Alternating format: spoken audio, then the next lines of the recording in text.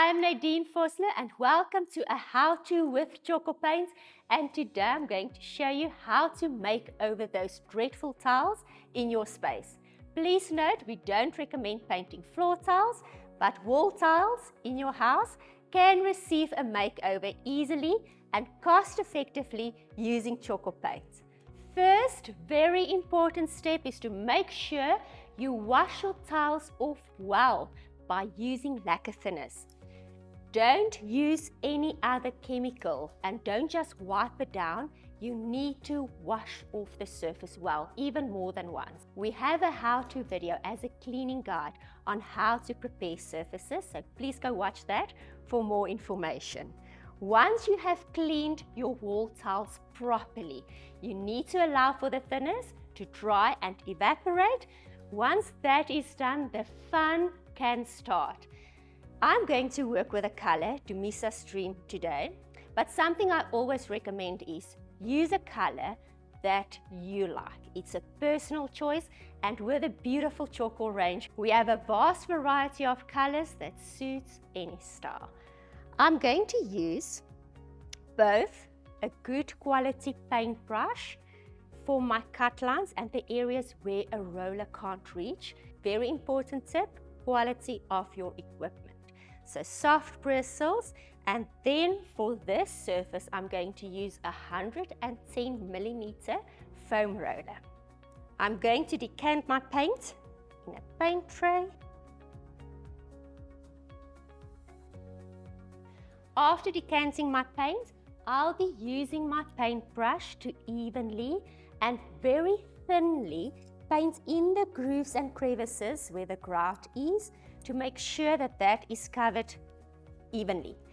Don't put too much paint. So I just want a thin coat of paint to cover my grout. A grout pen can also be used if you want to leave the grout in its original color or just change it to white. But you will see once it's painted, it leaves a beautiful, beautiful, stylish, elegant look and feel.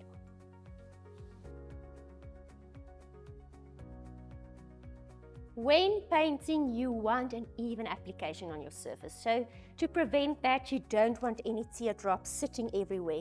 It needs to be an even and beautiful finish. Next, I'm going to work with my foam roller. I'm going to roll it through my paint.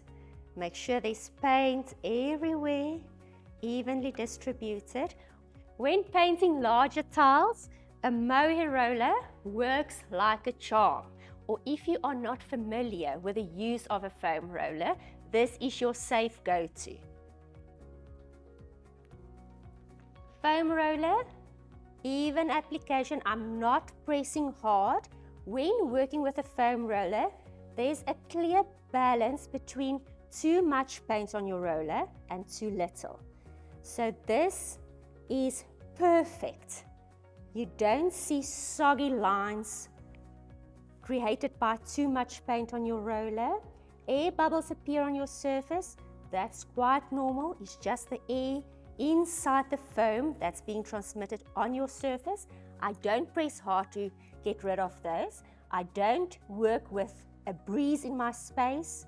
It just needs to pop naturally. And if I want to get rid of them, I'll show you in a moment what I'm going to do. The nice thing about a foam roller is that you can change direction. You don't press too hard or overwork the surface. That is when you get a rough texture on your surface, and when you work hard, that's also when lines are created on your surface. I am enjoying the process, and this is the greatest step of all.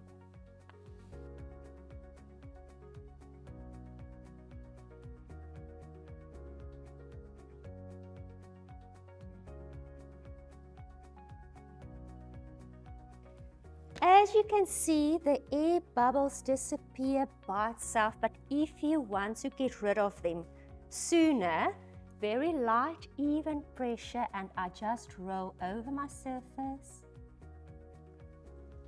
gently, and they are gone. Next, very important step, we never recommend only painting one coat. Important is to wait for paint coats to dry before the next coat gets applied. The time it takes for paint coats to dry depends on the weather. Normally, we recommend 20 to 40 minutes, but once again, if you are living in a coastal area where it's cold and humid, you need to allow for longer drying times. You can touch and feel when it's dry and then only start applying your second coat. A litre of paint covers more or less 8 square meters per coat, and depending on the color that you work with and also the color of your surface, important, just wait in between coats for the paint to dry. A foam roller also adds a thinner coat of paint on your surface than a paintbrush. When working with a foam roller, you might need in some instances to add that third coat. The next important step is to allow for this to cure. Now, drying of paint and curing of paint are two different terms. Drying is when it's hand dry and the next coat can be applied. Curing is the process of evaporation before we can apply the clear glaze. So when we need to wait for a painted surface to dry before we apply a clear glaze coat, we recommend minimum 4 hours. Coastal areas, wait overnight and then do the glaze application. Glaze is there to add extra protection, make it more stain resistant, and just add a subtle sheen to your surface. Tjhoko has a built-in sealant, but we do recommend glazing areas, kitchens, bathrooms, outside, where you want extra UV and water protection. We have a nice video that shows the glaze application. Please go look at that. I hope that you have enjoyed. Please like, subscribe, and turn on those notifications. And remember, don't just paint it, Tjhoko it.